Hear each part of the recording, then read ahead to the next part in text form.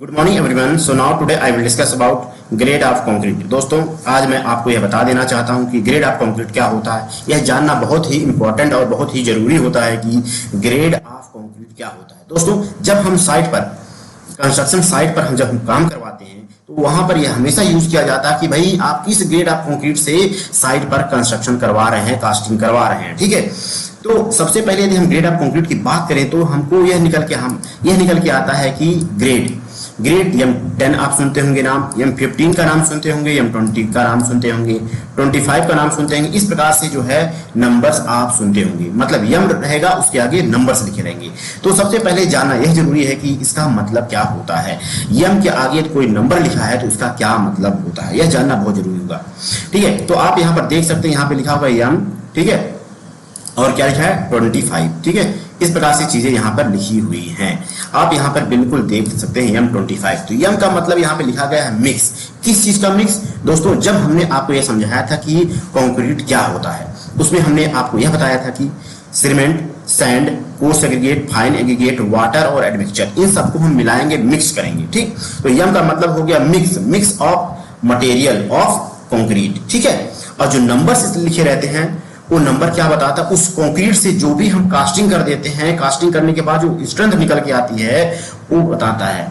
ठीक है, कहने का मतलब उस मिक्स से जो आप कंक्रीट तैयार कर रहे हैं उसकी स्ट्रेंथ क्या होगी वह उसको शो करता है, बताता है। कहने का मतलब है कि जो नंबर रहेगा, नंबर यह बताएगा कि compressive strength of concrete, characteristic compressive strength of concrete, आपको यह लिखा हुआ मिलेगा कैरेक्टरिस्टिक।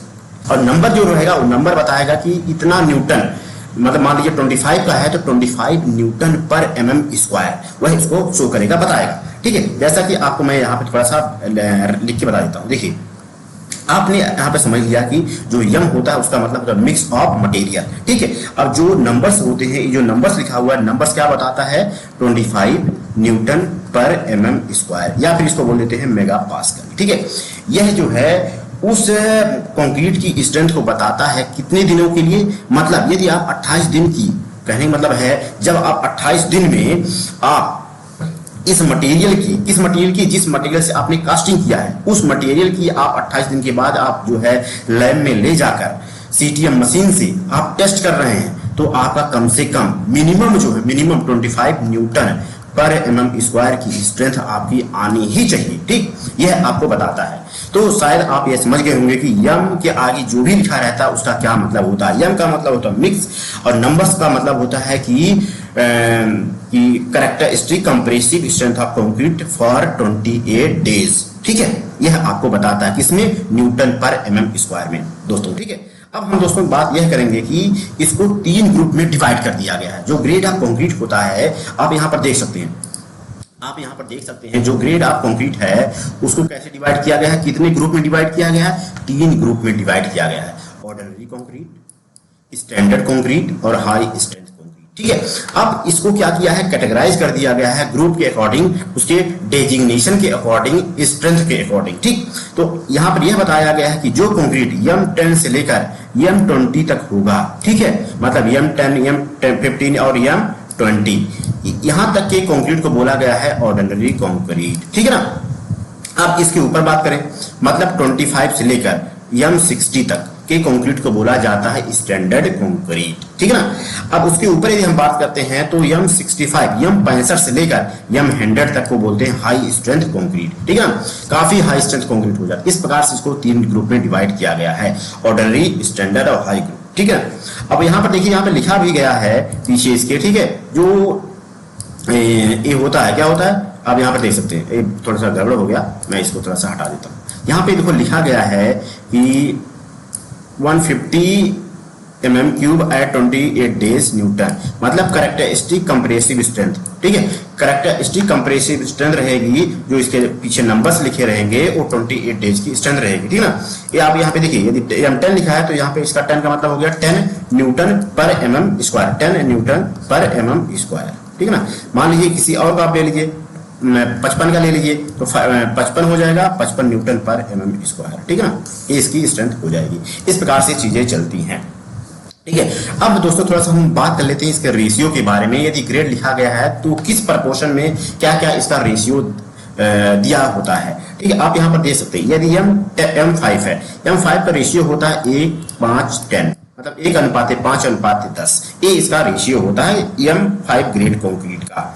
M 7.5 ग्रेड का है तो ये 1:4:8 ये इसका रेशियो होता है। वहीं पर यदि हम M10 की बात करते हैं 1:3:6 ये होता है। ठीक है ना, और M15 का होता है 1:4 और M20 का होता है 1:3। इस प्रकार से चीजें हो जाती हैं। ठीक है दोस्तों, एक चीज मैं आपको और बता देना चाहता हूं कि जब हम कंक्रीट बनाते हैं तो इसको बनाने के लिए, इसको मिक्स करने के लिए कितने मेथड्स बनाए गए हैं? 2 मेथड्स बनाए गए हैं। कौन कौन से मेथड्स हैं आप देख सकते हैं। ठीक है ना, टाइप ऑफ मिक्स की बात करिए। पहले हम दोस्तों थोड़ा सा टाइप ऑफ मिक्स की बात कर लेते हैं। तो टाइप ऑफ मिक्स में आप देख सकते हैं 2 प्रकार के मिक्स हैं, 2 प्रकार से मिक्स हैं।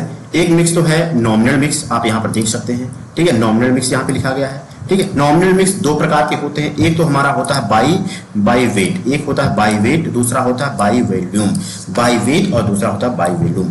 वहीं पे हम बात करें इसके डिजाइन मिक्स की, मतलब अप टू M20 ग्रेड तक, अप टू M20 ग्रेड तक के जो कंक्रीट होते हैं उसको बोला जाता है नॉमिनल मिक्स, जिसको 2 प्रकार से मिक्स करते हैं, 2 प्रकार से बनाते हैं, एक वे बाई वेट और दूसरा बाई वॉल्यूम। वहीं पर यदि हमारा कंक्रीट M20 से ऊपर है, ठीक है, M25 से ऊपर आ गया मतलब, तो उसको बोल देते हैं डिजाइन मिक्स। तो हमको डिजाइन मिक्स करवाना पड़ता है अपने कंक्रीट का कि किस प्रपोर्शन में क्या क्या चीजें मिलाई जाएं कि हमारी स्ट्रेंथ उतनी आ जाए। ठीक है, एज पर IS कोड 10-262/2009 के अकॉर्डिंग यदि आप उसको मिक्स हमको क्या करना पड़ता है, बनाना पड़ता है, डिजाइन मिक्स बनाना पड़ता है। तो इस प्रकार से चीजें हमारी निकल के आ जाती हैं। ठीक है दोस्तों, यदि आप यहाँ पर देख सकते हैं थोड़ा सा बाय वेट हम कैसे मिक्स कर रहे हैं, मतलब वेट करके सारे मटेरियल को हम वेट करके ही उसको जो है एक निश्चित अनुपात में मिलाकर उसका जो है हम कंक्रीट बना रहे हैं। ठीक है, वहीं पे हम डिजाइन मिक्स की बात करें तो डिजाइन मिक्स हमारा जो है बेंचिंग प्लांट में बनता है मटेरियल हमारा, और बेंचिंग प्लांट में बनाने के बाद हम जो है साइट पर उसको इंप्लीमेंट करते हैं by TM, by transit mixture, by fury. इस प्रकार से चीजें हम जो है लाते हैं। आप यहाँ पर देख सकते हैं नॉमिनल मिक्स की कंक्रीट किस प्रकार से बनाई जा रही है और डिजाइन मिक्स की कंक्रीट किस प्रकार से बनाई जा रही है। तो जब हमारी कंक्रीट बन के कंप्लीट हो जाती है, तैयार हो जाती है, तो उस कंक्रीट की हमको वर्केबिलिटी चेक करनी होती है। वर्केबिलिटी का मतलब है कि वह कंक्रीट कितना वर्केबल है, कितनी इजी तरीके से उस कंक्रीट को हम हैंडल कर पा रहे हैं अपनी साइट पर, उससे जब हम प्लेस करते हैं, फिनिश करते हैं, कितनी इजी प्रकार से उसको हम जो है हैंडल कर रहे हैं उस कंक्रीट को, वही उसकी वर्केबिलिटी कहलाती है। उस वर्केबिलिटी को हम 4 मेथड से हम जो है टेस्ट करते हैं। एक तो है सलम टेस्ट, दूसरा है कॉम्पैक्शन फैक्टर, तीसरा है फ्लो टेबल टेस्ट, चौथा आप देख सकते हैं VB कंसिस्टोमीटर के द्वारा। ये 4 मेथड है उस वर्केबिलिटी को चेक करने के लिए कंक्रीट का। अब हमने क्या कर लिया, कंक्रीट की वर्केबिलिटी चेक कर लिया है और कास्टिंग हम कर देते हैं। अब कास्टिंग करने के बाद हम क्या करते हैं, उस कंक्रीट की जो है हमको स्ट्रेंथ चेक करनी होती है। उस स्ट्रेंथ चेक करने के लिए हमको क्या भरवाना पड़ता है, क्यूब भरवाना पड़ता है। क्यूब जब हम फिल कर लेते हैं तो उसी क्यूब का हम करते हैं कंप्रेसिव स्ट्रेंथ चेक करते हैं, टेंसाइल स्ट्रेंथ चेक करते हैं। ठीक है ना, एक दूसरा होता है मेथड, ठीक है, नॉन डिस्ट्रक्टिव टेस्ट, ठीक है, जिसमें हम क्या करते हैं रिमाउंट हैमर टेस्ट करते हैं। ठीक है ना, और अल्ट्रा प्लस वेलोसिटी टेस्ट किया जाता है। कहने का मतलब है उस कंक्रीट की वर्केबिलिटी और कंप्रेसिव स्ट्रेंथ को फाइनली चेक करते हैं कि जिस ग्रेड से हम कंक्रीट कर रहे हैं उस ग्रेड से एक्चुअल में उतना स्ट्रेंथ आ रहा है, अचीव कर पा रहा है या नहीं कर पा रहा है। ये सारी चीजें हमको चेक करनी होती है। धन्यवाद, थैंक यू।